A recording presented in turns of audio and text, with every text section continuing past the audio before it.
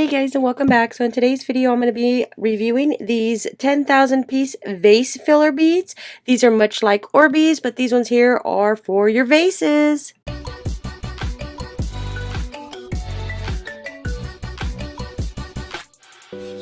Alright, so right here we have our vase beads. These ones here are offered in gold, black, blue, clear, dark green, multicolored, orange, purple, red, rose, red, and white. So we did get these gold color ones. So these are super easy to do. All you gotta do is unpackage this, put them in a bowl, then you gotta add some water. So the crystal beads are about 2 to 2.5 millimeters in diameter. They will grow up to about 11 to 13 millimeter after soaking in water from 2 to 12 hours. It did not take me that long to soak these up. So you can see that they're very tiny right now. So I'm going to add a little bit more, and then I'm going to add some water. So these are non-toxic. These are foam that make the water going beads expand, which is soaked in water.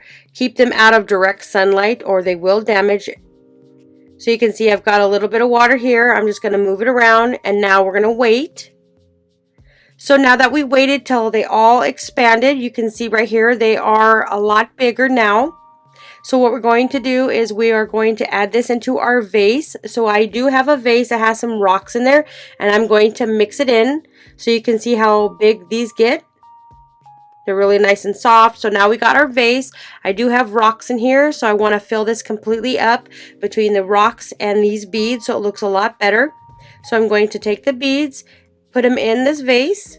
So I got a little bit here, and then I'm going to go ahead and fill this up. So now I completely filled up my vase. It looks really nice.